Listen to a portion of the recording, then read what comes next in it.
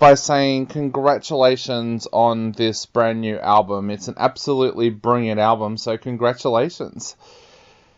Thank you very much. I'm happy that you hear what I hear when I listen to it. So tell us a little bit about how you approached this album. Was there something special that the band wanted to try and achieve with this album? No, not really. So the thing is, we had this whole 3-year plan kind of worked out even before the pandemic started. So we were supposed to record a new album in 21 and release it early 22. That was like the plan before everything went down. So we just kept on writing songs and kept on working on material till we were there, basically. So there was not really any. We didn't think that now we're going to spend time. I mean, use the time that we have. Then we can't be touring to record an album anything. The pandemic affected us a little bit in terms of the recording, but quite limited, I would say, in the end.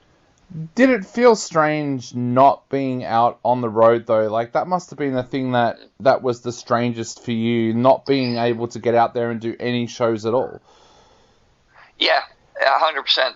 I mean, this has been such a big part of my professional life for 25 years. You know, I've been recording stuff with Hammerfall longer than I mean, for more than half my life now. That's quite ridiculous when I think about it. But it's we were just trying to hang on a second. I lost my train of thought there for a second. What was your question again? How strange did it feel not being out there on the road? Yep. Touring, yeah. I'm sorry. I need to drink some coffee, I think, or something. Sorry. But yeah, it was really strange. I mean, we have been doing that for such a long time. It's been a big part of what we do. But initially, we were fortunate that when the pandemic hit, we had just like 2 weeks before we had finished a full European tour. So we were done with that part already, which was really, really fortunate for us because we had that we didn't have to cancel those shows, right? Or, break off the tour in the middle like many other artists had to. So that was good for us. And I was kind of like when I realized, okay, we're not going to do those shows we had in March. We're not going to do those shows we have in April or May or whatever it was. I figured, okay, but by June, surely, I mean, it's March now, but by June, surely everything's in this thing will have been over with, it's blown over, which was obviously a little bit too optimistic, I think. But I didn't know what we were dealing with, obviously. But so once summer rolled around, I was in a good place still. I mean, I took it as a little bit of a vacation, a holiday from not having to travel all the time. Because we had been doing that for a long time, the previous years before that. So when summer rolled around, I looked at it as if I had I'm going to have an unbroken summer in Sweden with my family. That was a great thing for me. I just enjoyed that summer very much. So the first summer was not a big deal. I thought, just a little bit of a break. Since nobody could do anything about the pandemic anyway, I mean, I couldn't influence it in any way. I just decided to make the best thing out of a bad situation, basically. Yeah. But But once summer was over and things at the end of the summer, things started looking up in Europe. They started thinking okay, so this might be like the restriction might be lifted now a little bit. At least things might be happening. And then the second wave came and they shut everything down again. That was a dark period. Then I started to miss the touring a lot, I have to say. And of course, that was a year and a half ago. So, of course, we miss touring very much now. But it looks like it's going to be better this summer, at least. Yeah, I think the same thing happened here as well. We had it was the middle of our winter because it was your summer, but everything opened back up. Like my job... One of my jobs is working as a film reviewer, so I was back in the cinemas, and it was like, hey, pandemic's over, and then 3 weeks later we were back into lockdown. That summer, though, that you were talking about, did you start writing during that summer, or did the writing of the album come later? No, absolutely, over that summer. I had already begun previous to that. So I wrote some songs. I began even in 2018, even before the Dominion album was recorded. Oh wow! Because I was in a good, I was in a good mood. I had momentum, both Hammerfall and me with my songwriting. So I just decided to keep on writing as much as I could during that time. Just never really stop writing music. If I had inspiration, go out and take care of it. Basically, that was the whole idea. The guy who draws our album covers, his name is Samwise Didier. He had this thing. He was always saying ABC, always be creating. And I tried to take that to heart a little bit. And just, I wasn't writing songs every day, but I didn't take half a year off from songwriting, whatever. I kept it going if I could. So a bunch of songs were written, like the Brotherhood, the first song on the album was written on the road, on tour in North America, in Cleveland to be exact. That's when I began that song. And this was in 2018, so that's a long time ago. So this songwriting varies a lot. But once we got back off the road and the pandemic hit, so those first, 5 or 6 months, that first summer, I was quite productive. I kept on writing songs, whenever I had time and whenever I had inspiration. I mean, because we had nothing but time at that point.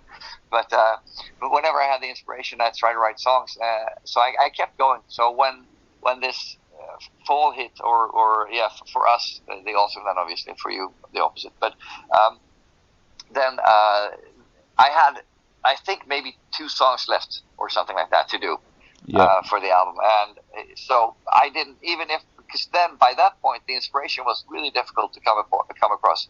I found it really like weeks on end just passed me by without nothing, because the future was so dark, or at least uncertain. There was nothing going on. We didn't have no plans for the winter, no plans for next year. Started to look worse and worse. And there was a dark period of time for songwriting for me. But I did manage to finish those 2 songs that I had planned. And then we were done with the album. So and once I was done, that was, of course, easier to.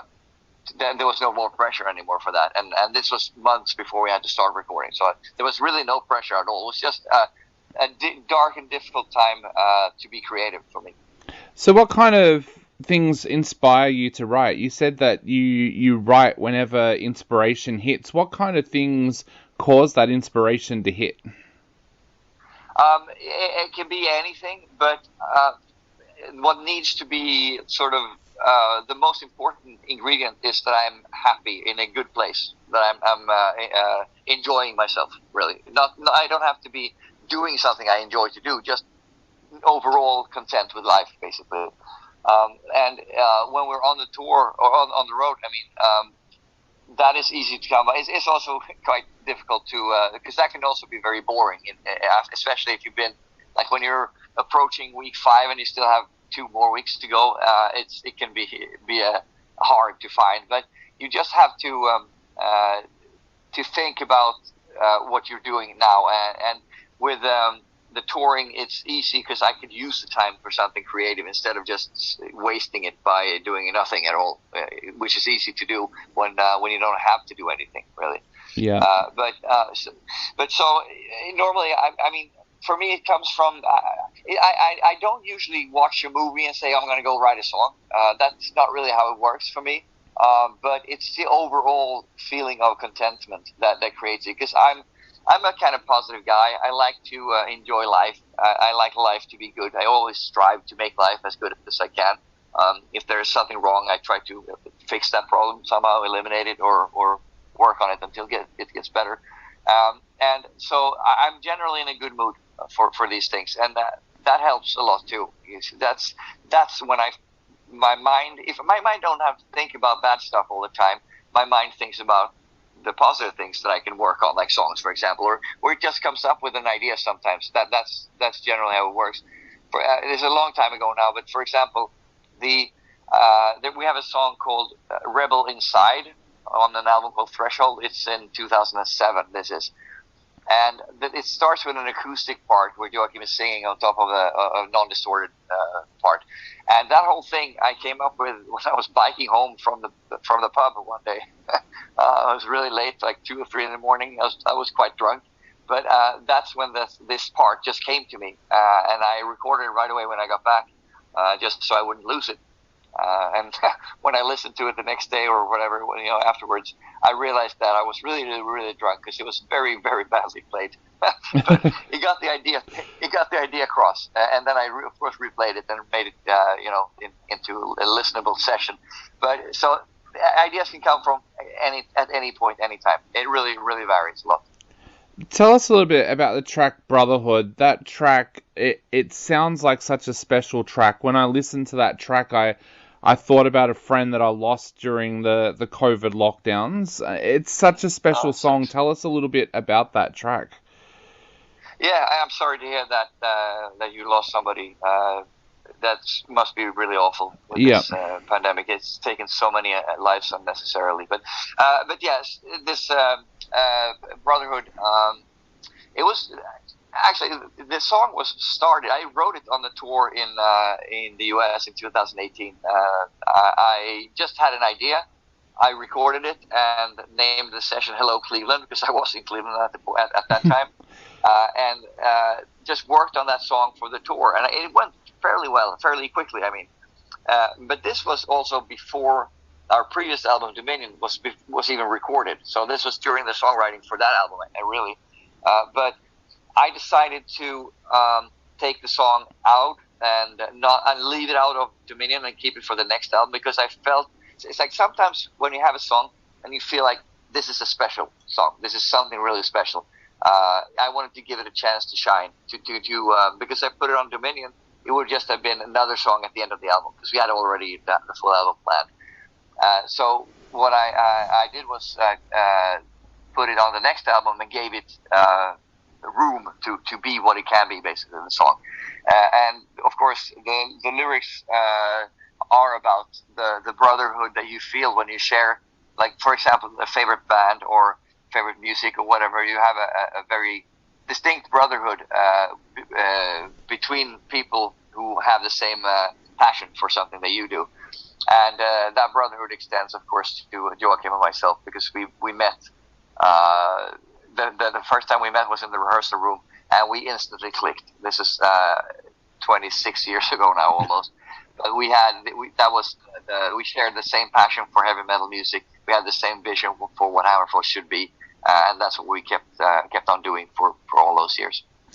Do you almost have to pinch yourself when you realize that the band has been going now for 26 years? So many bands come and go so quickly these days. Does it surprise you that 26 years later the band is still going so strong as it is?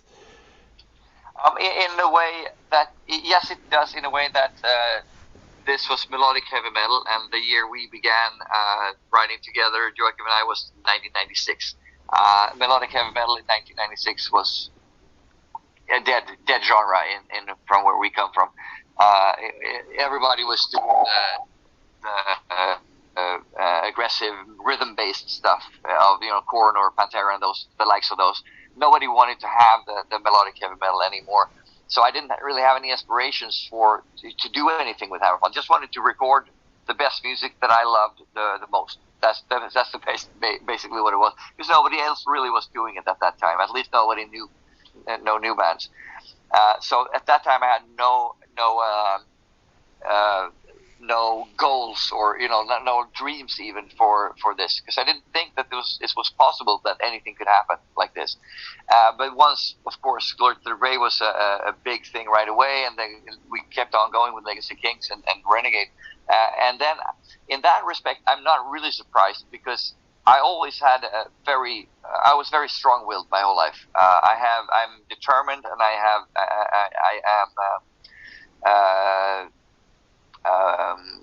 not a bit close-minded, I guess, but also that turns out good in this way, because I wasn't listening to any other music. I wanted to play this type of music. I wasn't listening to what anybody else told me to do. I didn't listen to anybody that said you should play this type of music instead, because what you're doing right now it's ancient, it's old-fashioned. Nobody cares anymore, but I cared, and so I kept on doing it. And based on that, I'm not surprised that we're still going, because I'm surprised we got a chance to keep going but since we got that chance, I'm not surprised that we actually made it, because I had a very strong idea about what Hammerfall should be, and so did Joachim. And we come from many years of passion for this very music that we play, this type of music that we play. So in that respect, I'm not really surprised that we actually made it. I'm just surprised more than anything that we got a chance to show it. Definitely. And talking of historical moments in Swedish metal, you got to work with King Diamond on this album as well. Tell us a little bit about how that came about and what that was like as well. Yeah, big fans of King Diamond since we were teenagers, like huge fans. That's the thing with King. It's usually either you can't really get a grip on the voice, you don't understand why he's singing in falsetto all the time, or you love it. And then you don't just love it, you absolutely fucking love it. And we come down on the latter part there. We're huge fans of King Diamond. And so basically what happened was, I wrote this song. I had this part that I thought reminded me a little bit about how Merciful Fate or King Diamond could have done it back in the day, you know? Yeah. Mentioned it during the recording. I just said, wouldn't it be cool if King Diamond sang this? Like, that's never going to happen. And Pontus, who is our guitar player, he's also a sound engineer who has worked with King Diamond for years. So he knows him. And so he said, if I call him and ask him, I'm sure he'll say yes. So he did, and he said yes, and yeah, our dream came true, basically. It's definitely, for us, it's a bucket list kind of moment, you know, one of those things like, we have King Diamond singing on a Hammerfall album. That's it. I'd like to live forever, you know, I like to live for a long time, but now I can die happy. Well, that track is doing so well on our show at the moment, and I guess to finish off, really? Yeah, it is. Our listeners are absolutely loving it, and I guess to finish off the interview, what would you like to say to all your fans out there before they sit down and take a listen to Hammer of Dawn? Expect a really energetic album that sounds just like the Hammerfall you want. That's the best way I can describe it. It's a very energetic and positive, powerful album. That's what we try to make, and that's how I feel when I write the songs and how I feel when I listen to them now. You know, the finished recording. So hopefully the people who haven't heard the album or heard it for the first time will enjoy it as much as we did. Enjoy doing it and enjoy listening to it, because I really think I'm a fan of Hammerfall. You know, I'm a fan of our music. I really like what we do. So I hope that the people who are fans of Hammerfall also like this album as much as I do. Definitely.